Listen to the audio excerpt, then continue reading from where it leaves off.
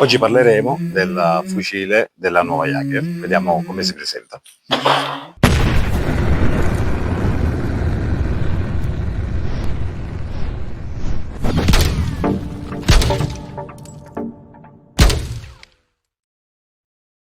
Ciao ragazzi, bentornati sul canale, io sono Mr. Raiden e oggi voglio fare una recensione su un fucile della nuova Jaeger. Questo fucile ce l'ha in mano un nostro decano della Defensa, il nostro buon Luigi Bianchi, che l'ha completamente customizzato. Allora, come vedete, fucile alla sua bandierina, facciamo il controllo che sia vuoto, l'arma è vuota. Allora, parto subito col dire che a detta del proprietario il fucile merita, perché praticamente è stato cambiato tutto, quindi qui nasce il discorso: mi conviene prendere una piattaforma più economica e dopo fargli gli upgrade, o mi conviene comprare una piattaforma già preparata e la lascio in quel modo. Lì il peso della bilancia pende su quella che è la disponibilità che ognuno di noi ha, secondo il mio punto di vista. Allora, cosa possiamo dire subito di quest'arma? Io non vedo, anche la parte della lower, dell'upper, non ha un po' di gioco, non tantissimo. L'arma è in ambidestro per quello che riguarda la sicura.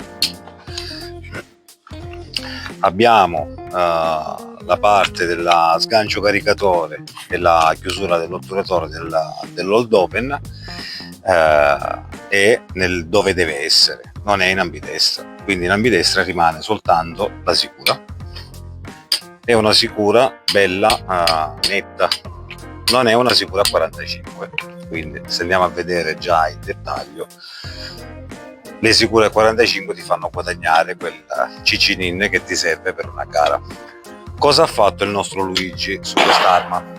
Ragazzi, siamo al poligono, scusatemi ma non posso bloccare un poligono. Allora, torniamo al fucile. Cosa ha fatto il buon Luigi? Tutto quello che può fare su una piattaforma.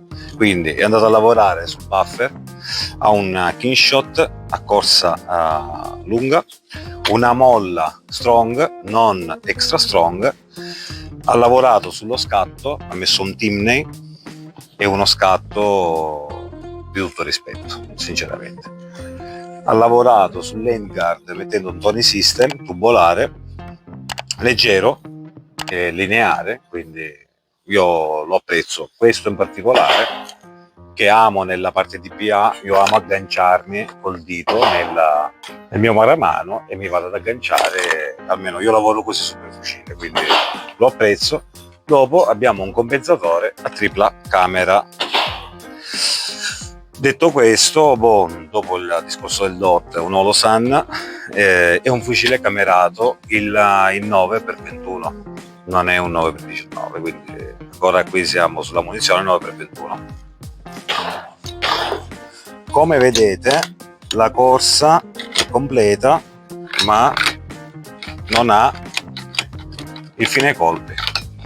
Questo per il discorso del buffer e della molla. L'impugnatura presumo sia la sua originale, un'impugnatura senza fame e senza lode. Fa il suo lavoro, che è quello di impugnare il fucile. Personalmente io la cambierei, però questo è il meno. E un'altra cosa che dobbiamo dire, che è una cosa che va tanto di moda ultimamente su tutti i tiratori, specialmente chi ha le stampanti 3D, si sta usando creare piccoli parti di, non lo so, tipo la minigonna in questo caso. Qui hanno creato una minigonna con la stampante 3D.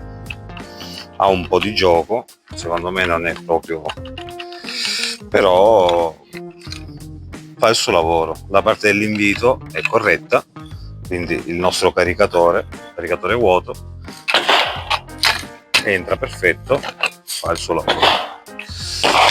Bene ragazzi, facciamo una prova a fuoco e vediamo un attimino come gira questo fucile. Bene ragazzi, Facciamo una prova a fuoco e vediamo un attimino come si comporta, come rileva e quello che fa. Aggancio del caricatore netta.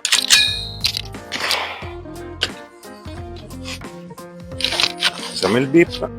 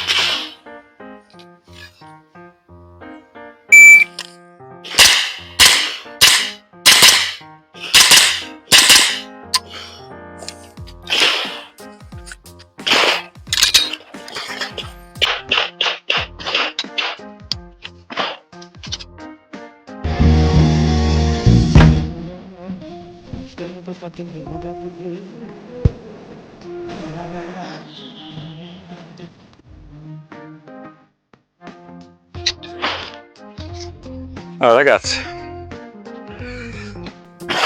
cosa ne pensate?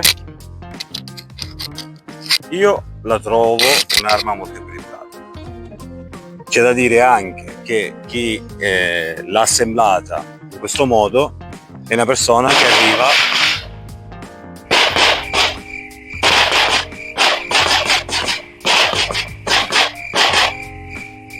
grazie. C'è da dire, chi ha assemblato quest'arma è una persona che arriva da un'esperienza, possiamo dire, di una vita. Cioè, nel senso, fare degli upgrade in un'arma, chiamiamola low cost, deve esserci dietro uno studio. Cioè, qui parliamo di una persona che tanto che spara, che conosce tutti gli aggiornamenti, i vari buffer e conosce tutte le parti che sono sul mercato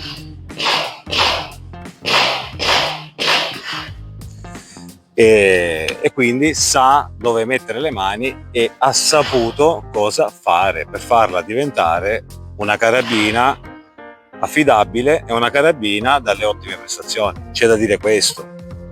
Andremo a vedere sulla carta dopo per farvi capire anche le rosate che equivalgono a quello che è il rilevamento del fucile. Chiaramente la munizione che lui mi ha dato per provare la carabina è un 9x21 e sparo il 9x19. È una munizione che carica lui e mi ha già detto che è una munizione per allenamento, quindi vuol dire polveri diverse e con taraggi diversi. Non è nemmeno una munizione costante, ma vedremo dopo il risultato sulla carta.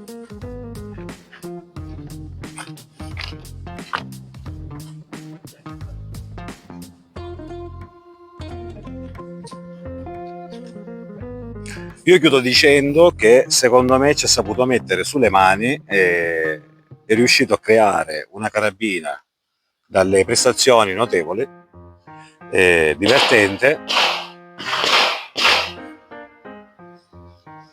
con un'ottima affidabilità. Vi lascio a voi le conclusioni su quello che è la carabina, se vi è piaciuto o no. Spero che questo video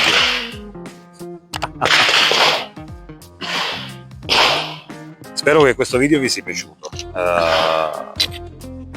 Qui voleva essere portarvi un'esperienza e un upgrade fatto da una persona che ne sa.